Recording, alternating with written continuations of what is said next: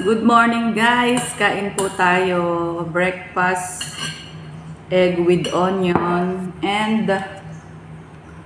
ginisang atay. Yan. Posting. Usog ka dito para ano.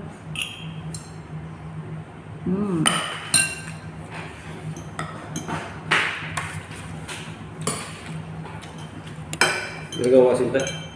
Ay! Oo.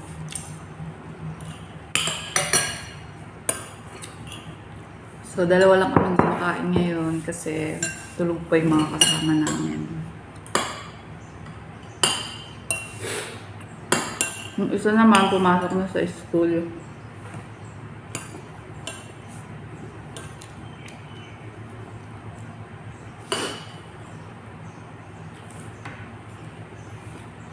Mamayang gabi na kami magkikita-kita niyo.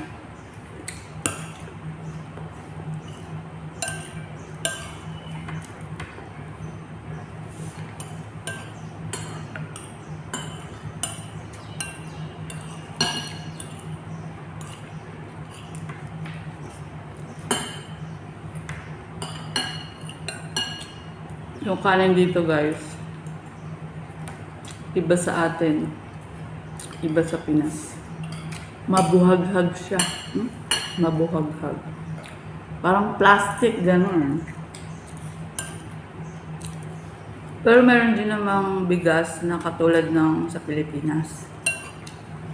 Kaya lang madalang yun. At saka yung the way ng pagsasaing dito iba.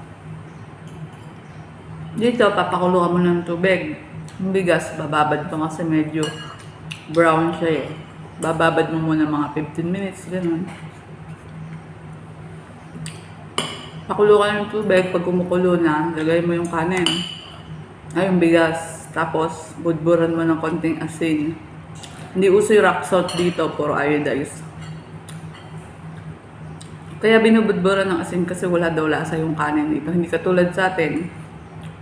Kahit kanin lang, masarap. And then, parang nilalaga mo yung bigas, ganun. Pagkaluto na yung ano niya, yung grain niya, de-drain mo siya. Tapos babalik mo ulit, papatiktikan. So, ganun. Ganun yung pagkasain.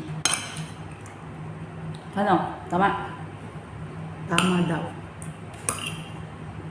Ganun guys.